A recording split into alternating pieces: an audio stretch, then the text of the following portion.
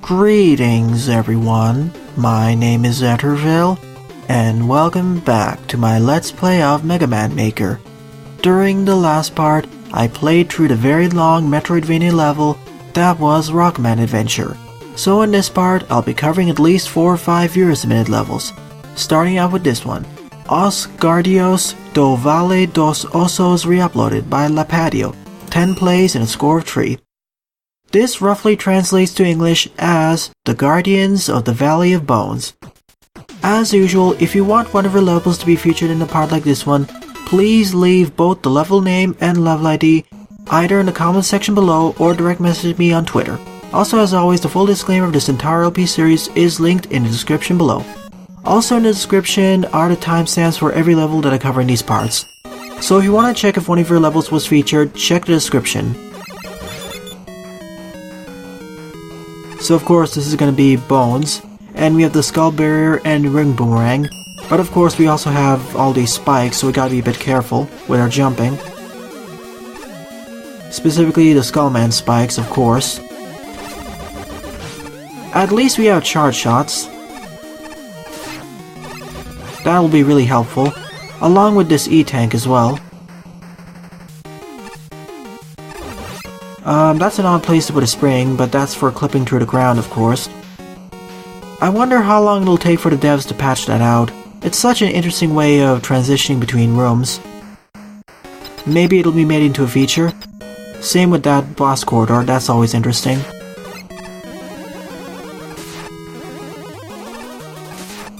I knew I could hit it from here. So this is gonna be a special weapons oriented stage because we need the Skull Barrier here. And we gotta be a bit quick so we aren't killed by any of the enemies. Like what happened there because I didn't time it correctly. At least Lipatio was kind enough to put a checkpoint here, and they always put these 2 large weapon energy capsules so there's no chance of being just locked throughout the stage or soft locked.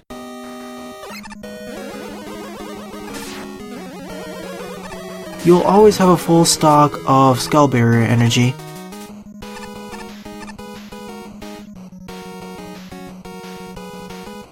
That's how you're supposed to do it.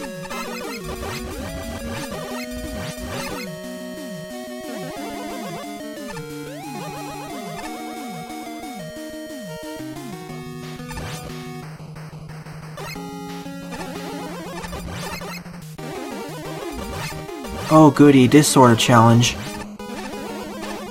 I really don't like it in Mega Maker, or Mega Man in general. At least it isn't too bad here.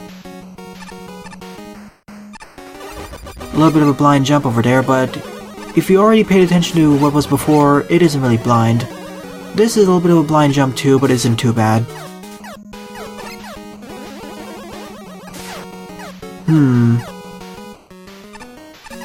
This is one of those locations where a Skull Barrier is important. Or this is going to be another one of these jumps, you see.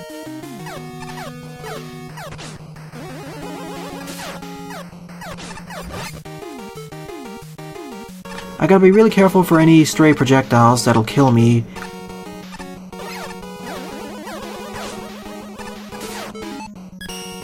That was way too close. I somehow shimmied right through that. I'm always so afraid of doing these challenges, especially with the 1 block wide gaps. Especially with the spike hitboxes. Enough said. So far it isn't too bad, in fact it's on the more easy side. Or a little bit more on the challenging side, but not too bad. Plus there are ample opportunities for damage boosting as well.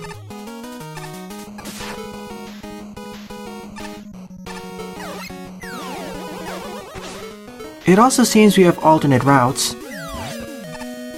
Because we could have taken the upper route up there. Tried ninjaing me over there. That's not gonna happen.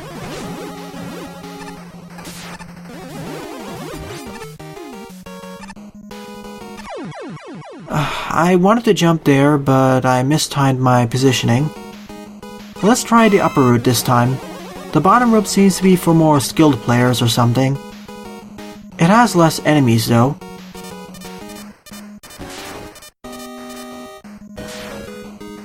Still, I like having multiple options.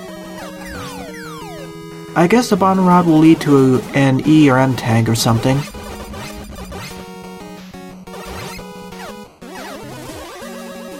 Well, now the pathways loop up with each other, aka we have tellies everywhere.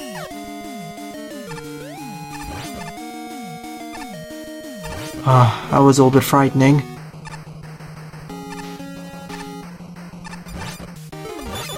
These jumps are really scary. And the pathways loop up with each other. I was expecting there to be an E or M tank at the bottom route because it was more difficult, but I guess not. Well, okay then. Not really complaining. And the checkpoint placement of this stage is on the generous side, so appreciate that as well.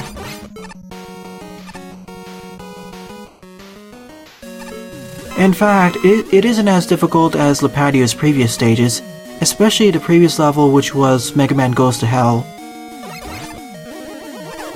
This stage seems to be oriented around using the skull barrier, of course, and using it properly in order to survive those spike hits.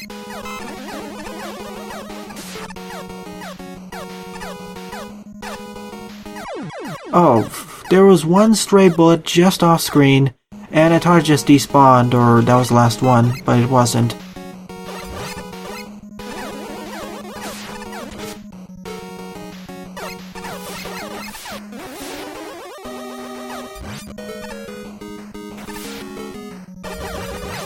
These are the situations where you gotta pay very careful attention to how many bullets are left on screen. There we go.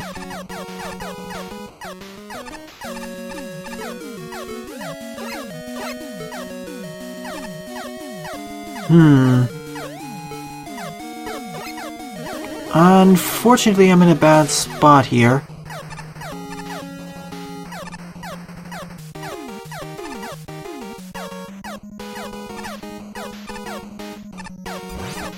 Unless I do something like that, but I gotta be really careful. Okay, only 2 shots required. Good. I thought it'd be a lot worse. Really, slow and steady wins the race for this stage, from what I'm seeing.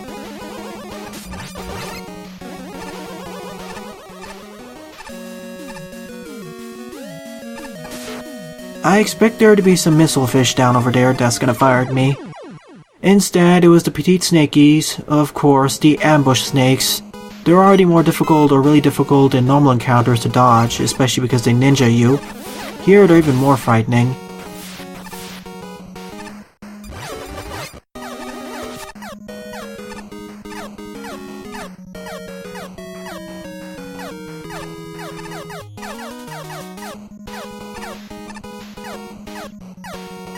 I need to wait for it to come back over here because I don't want to risk the jump.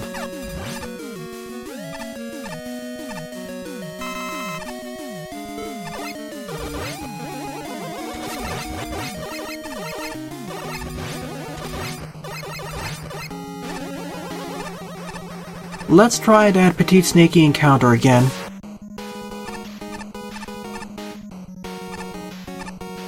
Phew. I just preemptively jumped over there so I could reactivate the skull barrier, and it worked. And I think I'm gonna be ambushed by them soon too. Never mind, just keep holding right and I'm fine. No, I'm not. I forgot that I despawned that. Really, this stage is forcing me to pay attention to where I'm spawning and despawning things. At the very least, it's not too frustrating, as long as you pay attention. Damage boosting is also wonderful.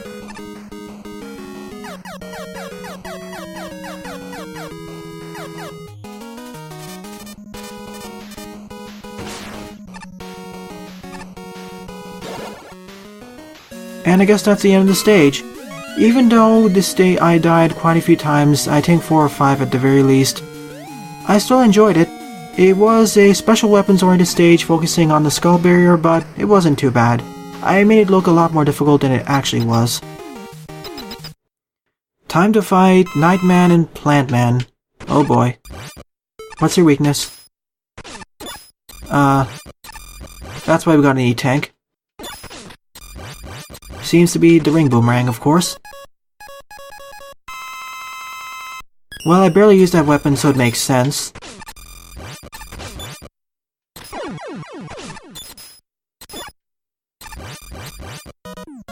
So that was the end of the Guardian of the Valley Bones. I did like the challenge progression, and I did like the ramping up of the Skullbear walking on spike gimmicks. Really, the main mode of the stage, as I stated beforehand, is slow and steady wins the race. And if you pay attention to all the enemy patterns, it'll be fine. Plus, the checkpoint placement as well as the weapon capsule placement were really generous, so there's no chance of you being soft-locked. It's all dependent on your skill, and to be quite frank, this stage's difficulty in terms of it being a challenge level is on the easier to normal side. Second on the lineup is The Elevator by MAGMAX, 48 plays and a score of 10. So let's see what this level has to offer. Judging by the loading time, it's a medium-length stage at most. And we start out in the blue sky. Okay, we have a ski resort, but we have the Mega Man 3 Wily Fortress tile set. And we have the Crash Man team music. I already know what type of stage this is going to be. It's going to be an elevator gimmick stage where we need to ride these crash lifts, or Sparkman platforms, but this is better. After all, we have no risk of being crushed from the crash lifts. And we only have the Mega Buster too. No charge shots, so Mega Man 3 physics, and we're going to be attacked by a whole bunch of different types of enemies, of course. Oh boy. How many enemies are going to keep following us?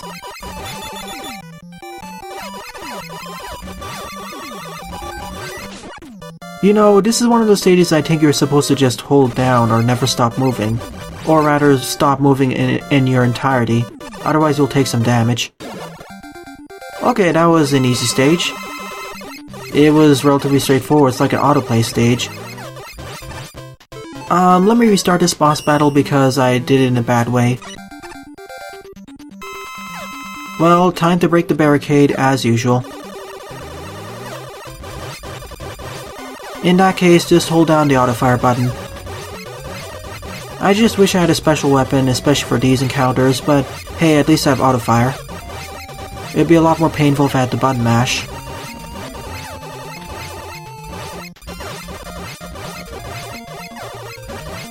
Oh, I would really like all those power-ups, but sadly I can't reach them.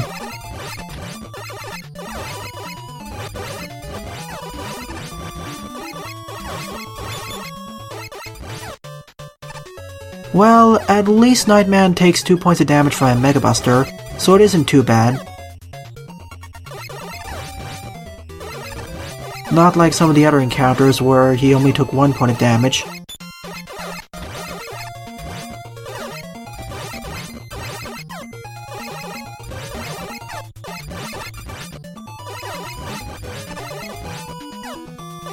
Plus, because the Night Crush falls off screen, he has more of a delay or opening where you can shoot him. Not to mention where he jumps all over the place in the wrong direction.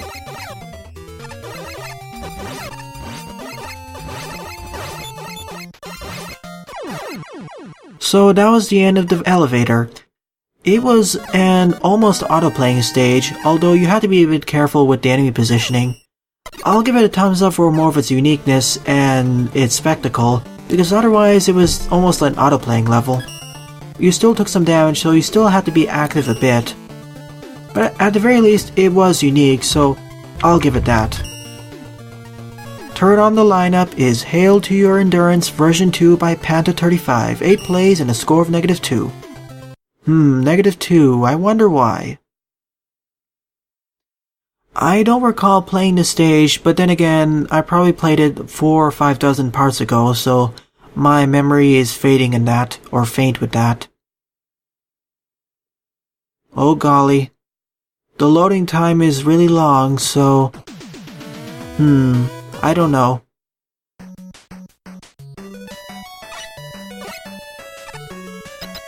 Well, let's go to the left and see what this has to offer. Well, it says down, so let's go down. Wait a minute, is there something on the right side of the screen? I should probably take a look over there first. Yeah, there is something. Gemini laser. Let me take the right route first, then I'll take the left route. And I only have the Mega Buster at first, so I guess we're going to be unlocking new weaponry.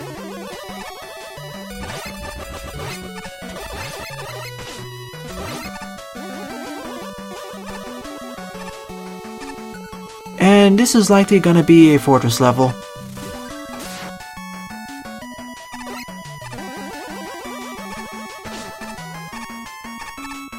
And of course there is some minor stuttering. Wonderful. Hopefully there isn't that many precision segments. That could go really awry fast if I can't react fast enough.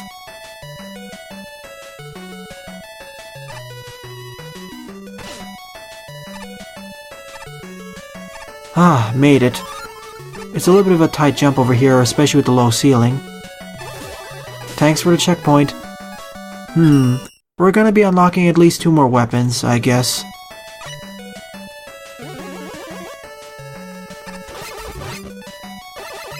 Now we have an enemy gauntlet with all these Yamasees, as well as the Rollers, and Skeleton Joes, and the Crystal Joes.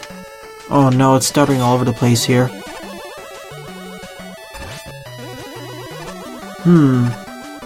Oh. Well, I guess we have alternate routes for collecting separate weapons.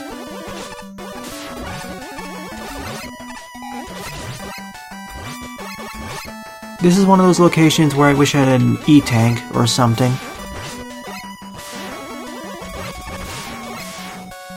Well, at least we can go down over here. I was a bit concerned that it was just a bottomless pit.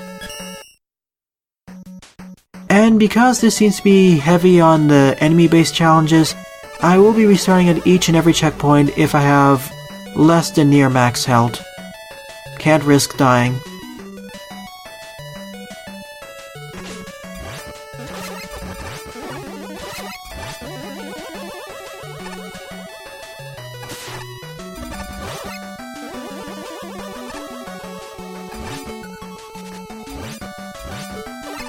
There is the first usage of Tossbin in this stage.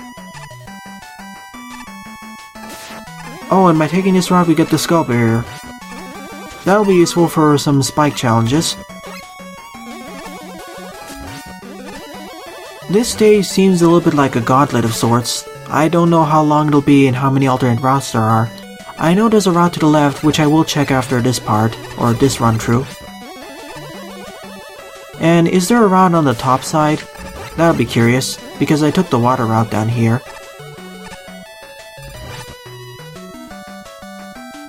Ah, neat, Star Crash. At the very least, this isn't a Metroidvania, as we're just getting more weapons as we go along this fortress. At the very least, it feels like a fortress.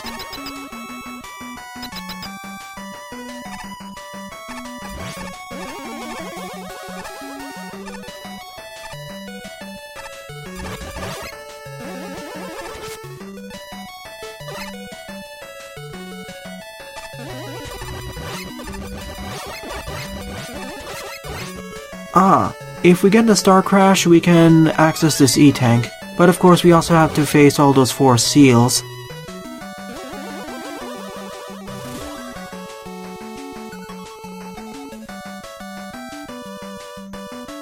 And we're crossing through multiple types of Mega Man environments. I mean, we had a Blizzard one, now we have a Metal Man one, combined with Spark Man.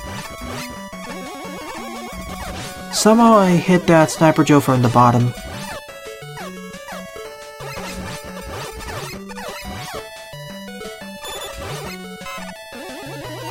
Here we unlock the NATO.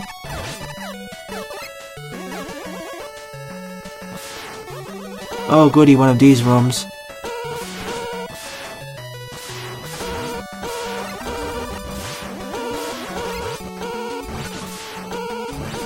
Unfortunately, the NATO does not protect us against these projectiles. That would be awesome, but sadly to make the NATO overpowered in a way.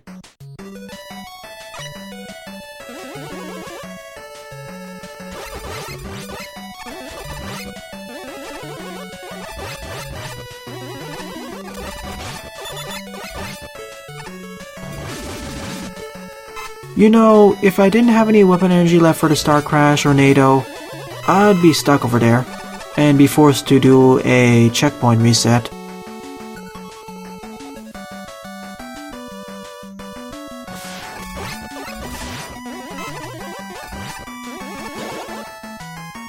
Ah, that's where it leads up to. I guess we're nearing the boss fight, because we have all these E and M tanks. And I guess this is where the left route loops up to.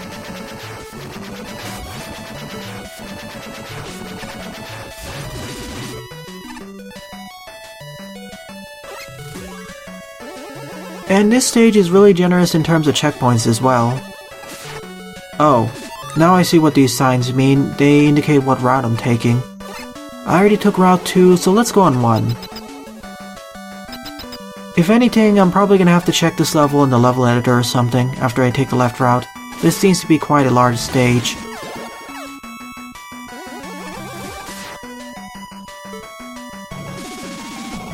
With a whole bunch of unlockables too.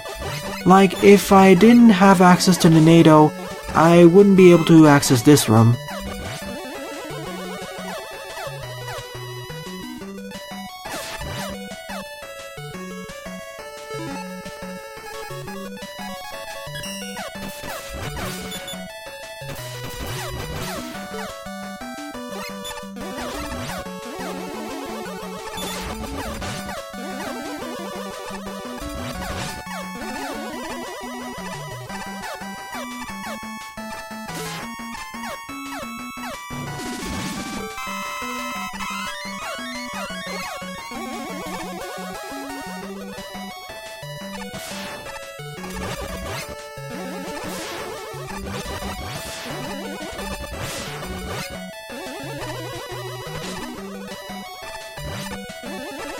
Oh, and this is also where we can unlock the Star Crash, so there's some redundancy.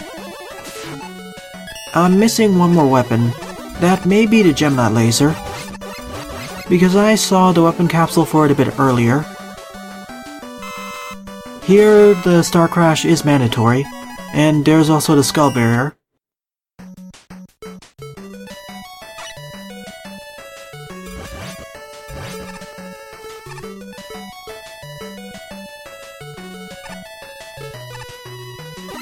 Gotta be a bit careful with that so I don't destroy the ground beneath me.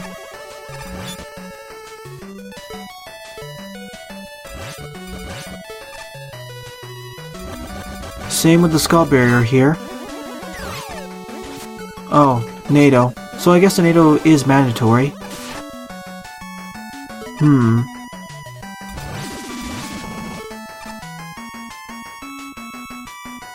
I guess this is the end of the stage, at least that's what I hope. It's been going on for quite a while.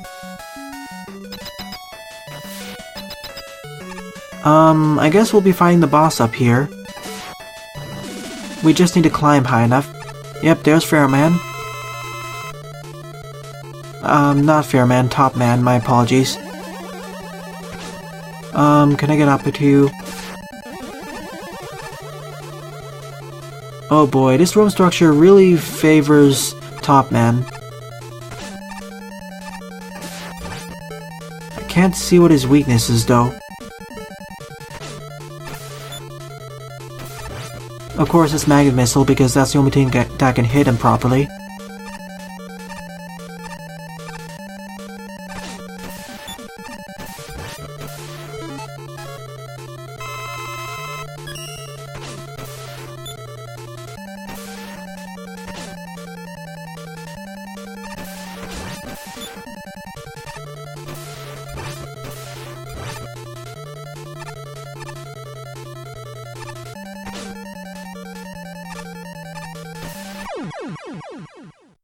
Oh well, that's the end of the right route of Hail to Your Endurance V2.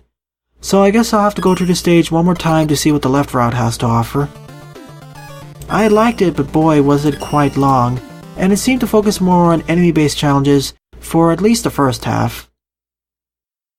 Plus, even on the right route, there was a split as you saw with the forest, where I took the first route, and even before then I jumped into the water instead of going directly to the right. So I'm curious how many routes the stage has, I do like it, but the stage itself on any route seems to be a bit on the longer side. I guess that's why it's called Hail to Your Endurance. It's an endurance-based stage. Although it's more of a marathon level, because there's frequent checkpoints and weapon capsules, so it isn't really endurance in that regard. So let's see where this leads us to.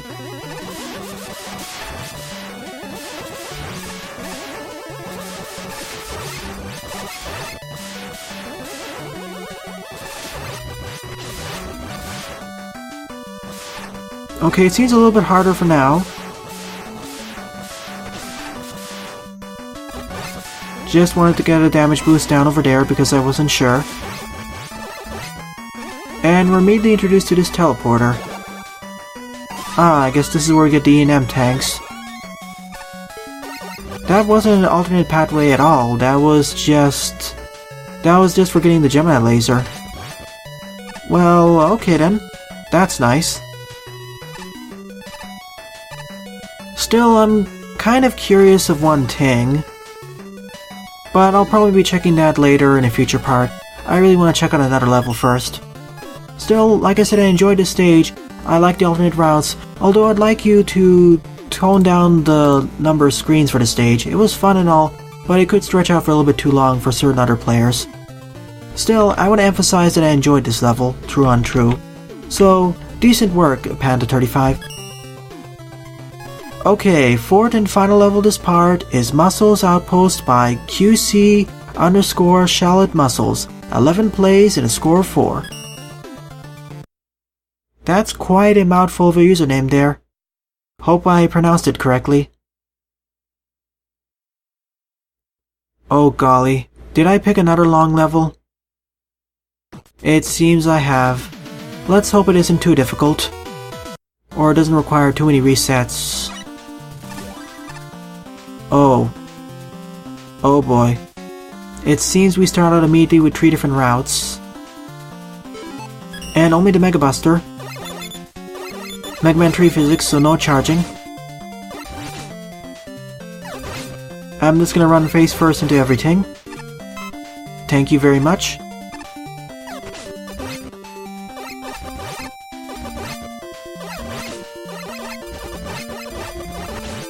Getting assaulted by Rabots, Metars, and Misslefish.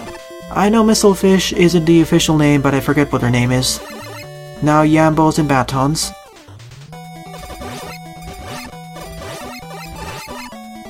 Now I'll need to replay through the stage 3 times. Well, 2 more times. Just to see what the upper and right routes lead to.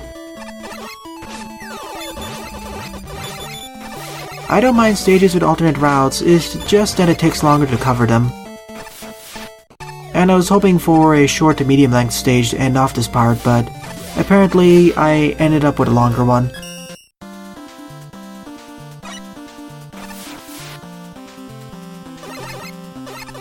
I guess this is the Canyon Waterfall route.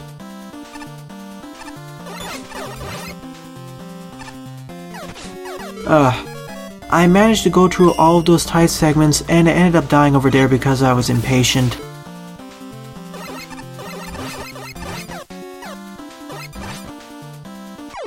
And there's the right button of my controller failing to register, or rather feeling a bit stiff. I think that was my fault, I didn't react fast enough.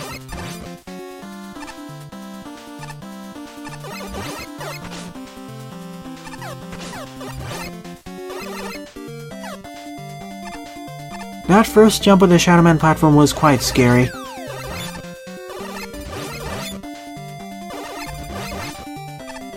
I wonder if the pathways loop up over here. It seems plausible.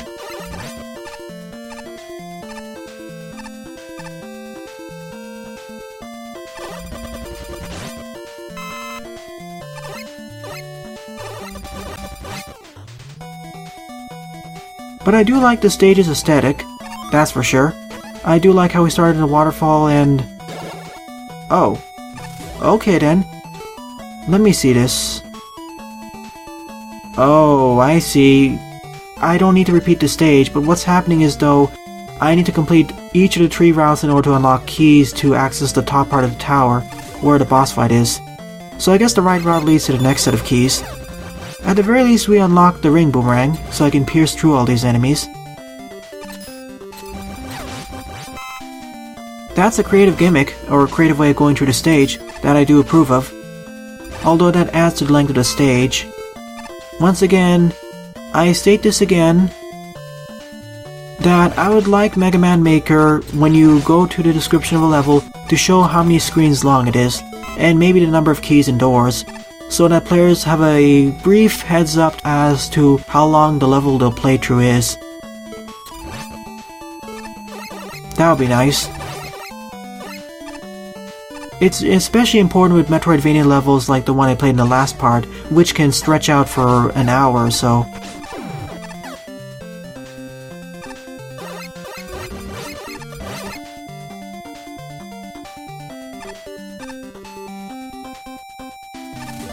Thank you for the checkpoint. Also, this stage's checkpoint placement is definitely on point. Not as generous as the previous level, well maybe it is, but it feels less generous, but it feels still on point.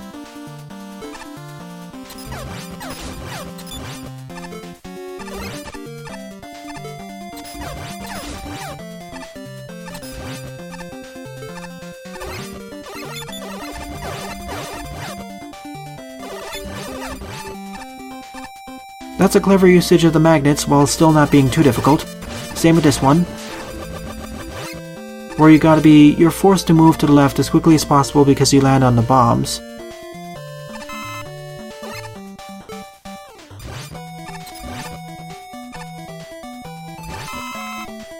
Really, with all those springmen or whatever they're called, it's best to use the ring boomerang so their heads don't spring off. Otherwise, destroying their heads, especially with just a Mega Buster, is a bit annoying. So for taking the right/second route, we get the Thunder Beam. So I guess we can unlock all the outpost doors now and finish the level. So that's door number 1. That's me running face first into a bee biter. And that's door number 2. Maybe door number 2 was optional actually, only for the rush coil as well as the E-tank. Oh, I see. If I took the right route, I need the rush coil.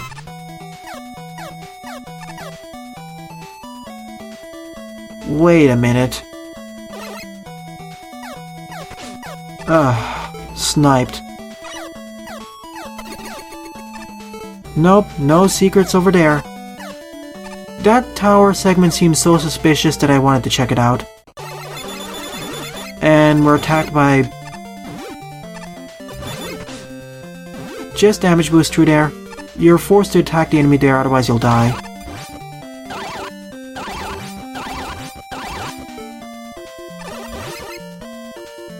Well, if you didn't have the Thunder Beam there, that encounter would be more difficult. So it pays to get both of the keys. I guess you only need to unlock one of the key doors or take one of the routes to complete this stage, but if you take both, you're well rewarded. Well, I guess, okay, we need to fight the Tama here, and go to the left. That was a short detour.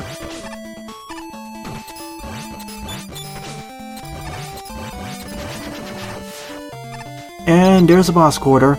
That's a creative way of adding replayability to the stage. Essentially, by giving 2 alternate routes to choose from, you can pick one of them. You not only add more flexibility for what route for the player to take, you add replayability, and you don't force the player to go through a longer level. That's kind of similar to what I did with Conveyor Mayhem and Magmal 2. But if you take both routes here, you're more well rewarded by having the Rush Coil, as well as a second special weapon, either the Ring Boomerang or the Thunder Beam, whichever one you don't have. So it's time to face Fairman, whose weakness is a Thunder Beam.